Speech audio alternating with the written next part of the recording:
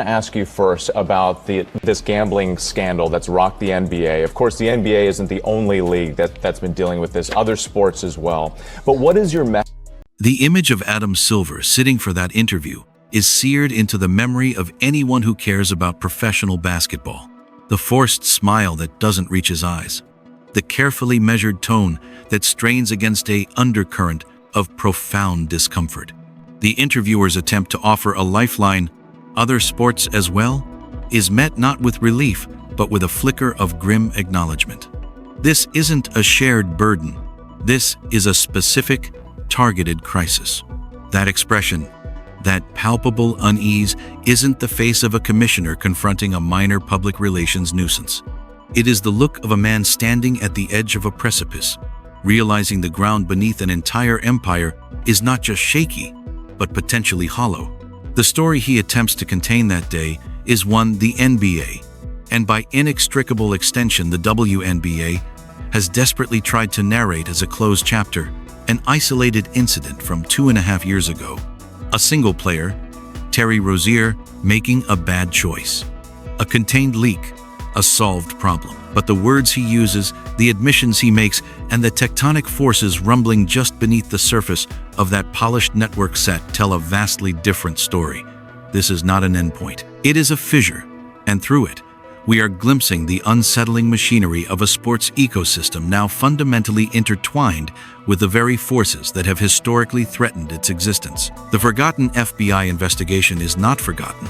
It has evolved, multiplied, and its gaze has now turned to fans who may be worried about the game's integrity right now. My message is the integrity is absolutely solid. So the scandal, as you called it, is an incident from 2.5 years ago involving one player who allegedly tipped other accomplices that he was going to be coming out of a game early because he was injured. But so that's, to me, an isolated incident so far. Having said that, we take it absolutely seriously. I understand from a fan standpoint that there's nothing more important than the integrity of the game. And I think, recently we put in some new rules around injury reporting just to address incidents like that, so that information is released as soon as it's known to the teams, and so that there's a level playing field of people who may be betting on the game, so they have the same information. With unsettling specificity toward the women's game. What began as a ripple in the vast ocean of professional sports betting has exploded into a wave threatening to crash over both leagues, calling into question not just individual actions, but the foundational integrity upon which the entire enterprise is built.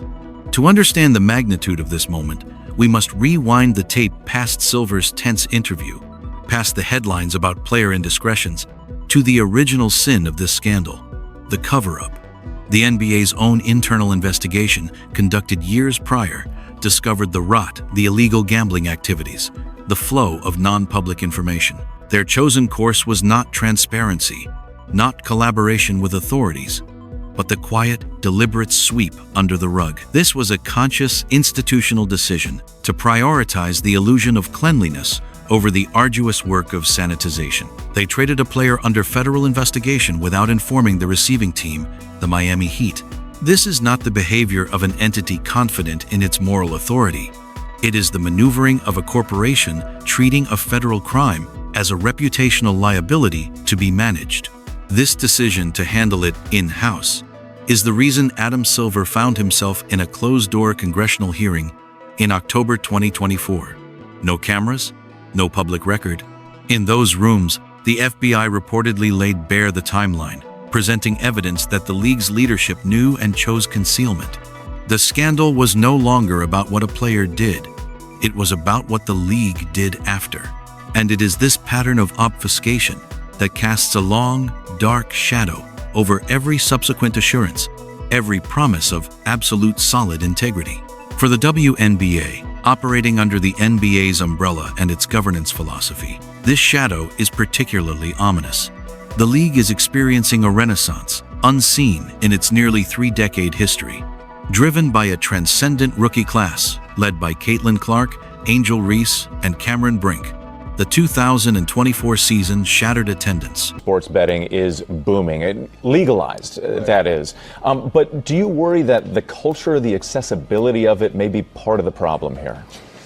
I mean, to your point, there's a huge growing legalized sports betting business, and now the prediction markets are part of that as well. There's also probably an even larger illegal sports betting market. So for me, the options are illegal betting or legal betting. And given that choice, we'd much rather there be legal betting where there's transparency. For example, in the case you mentioned before, we spotted it first along with the betting and viewership records. The discourse moved beyond niche sports coverage and into the cultural mainstream. Expansion talks are serious. Franchise valuations are climbing. This is the culmination of years of grinding advocacy from players, fans, and a commissioner, Cathy Engelbert, who has staked her tenure on professionalization, investment, and long-term growth. The momentum is palpable, the future seemingly bright. Yet, simultaneously and almost surreally, the FBI is conducting an investigation directly into WNBA referees for the precise corruption that embroiled the NBA, altering games to benefit gamblers. The dissonance is staggering. On one track, a celebration of unprecedented success. On another, a federal probe into the sport's fundamental legitimacy. Engelbert, like Silver, has been a steadfast defender of her officials, dismissing patterns of controversial calls as the inevitable human error of a fast-paced game, touting a comprehensive review process. But the very structure of that process, as revealed in league operations breakdowns, is where the theory collides with a dangerous reality. The system, as described, often functions as a self-validating loop. The referee's judgment on the floor is frequently the primary evidence used to review the referee's judgment. There is a lack of truly independent, empowered oversight with the authority to overturn not just the letter of a call, but the suspect pattern of them. In a league where games are frequently decided by single-digit margins and superstar players attract disproportionate defensive attention and thus fouls the power of a single official to sway a point spread or a game outcome with a few key whistles is immense. If you are a referee vulnerable to influence, you are operating in an environment with alarmingly few structural checks. The system isn't designed to detect sophisticated manipulation. It is designed to process gameplay and validate its own officials. This isn't an accusation that all or even most referees are corrupt. It is a stark acknowledgement that the system, as currently constructed, would have a terribly difficult time proving it if they were. This brings us back to Adam Silver's crucial and perhaps most damaging admission on national television. Paraphrasing his argument, legal, transparent sports betting is preferable to the illegal market because it allows for monitoring.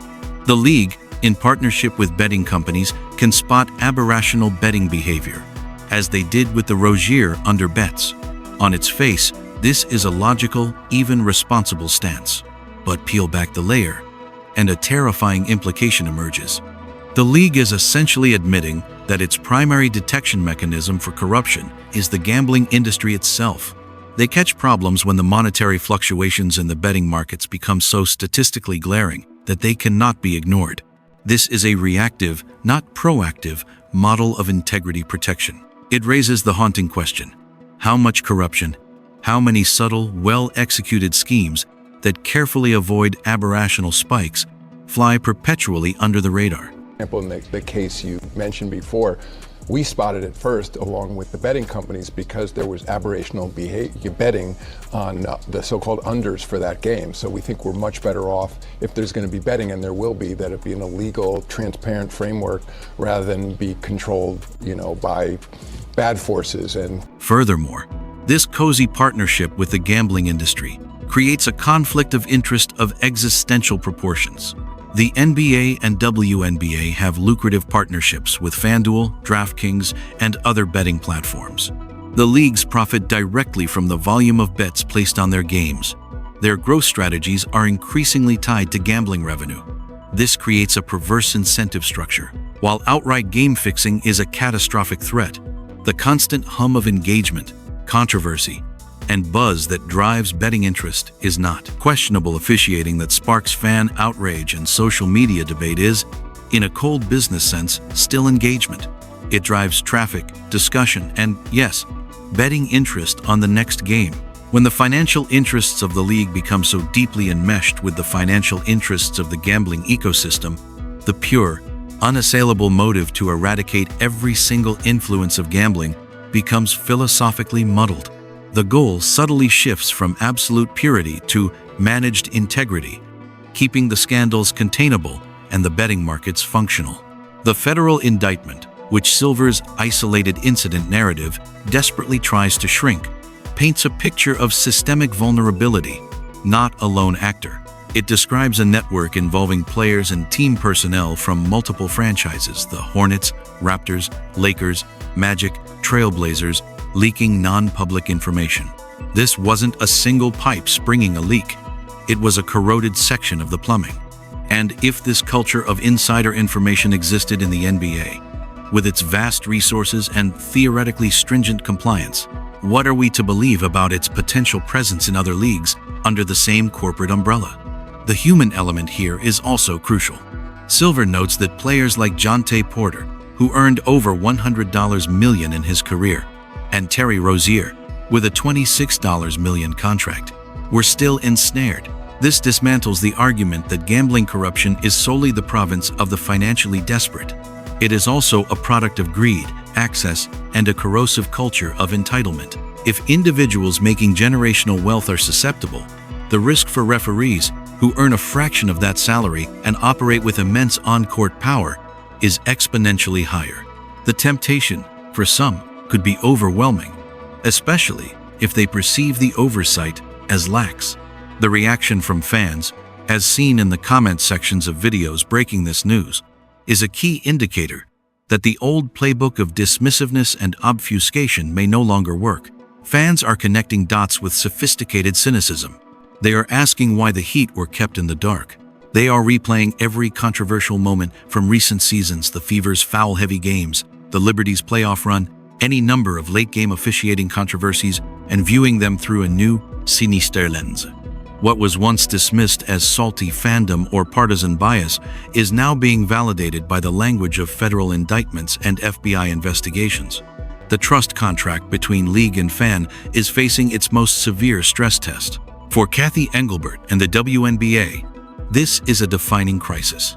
Her legacy will not be determined by the record revenues of 2024, but by how she navigates the storm of 2025. She can no longer rely on the boilerplate defenses of official competency. She must confront, with unprecedented transparency, the specifics of the FBI probe. She must initiate, publicly and forcefully, a complete overhaul of the officiating review system, integrating true independent oversight, possibly with a federally mandated monitor. She must address the conflict of interest inherent in the league's gambling partnerships head-on, perhaps by ring-fencing integrity operations with total independence and funding them directly from a portion of betting revenues. To do anything less is to invite the perception that the WNBA's historic growth is built on a foundation of sand, ready to be washed away by the next tide of scandal. Adam Silver's interview was a performance in containment, but in his carefully chosen words, the admission of prior knowledge, the reliance on betting companies for detection, the shallow definition of an isolated incident, he inadvertently authored the most compelling argument for deep, systemic concern. He revealed a model where integrity is a collaborative project with the very industry that has the most to gain by compromising it, and where problems are treated as public relations challenges rather than existential threats. The question hanging over both leagues now is profound and simple. Can the games be trusted? Not by the naive standard of perfect human performance, but by the basic standard that every player is competing solely to win, and every official is adjudicating solely by the rulebook, devoid of external financial influence.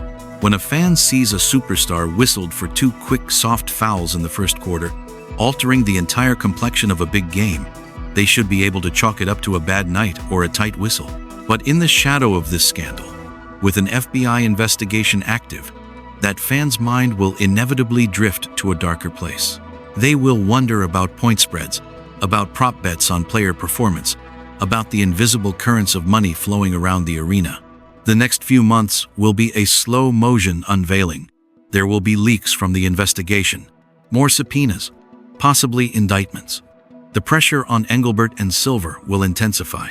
They can choose the old path, manage, deflect, minimize, or they can choose a radical new path: brutal transparency, systemic overhaul, and a clear, demonstrable firewall between the business of sports betting and the sacred duty of sports integrity. The WNBA, in its moment of peak popularity, stands at a crossroads. One path leads to becoming a fully mature, trusted pillar of professional sports.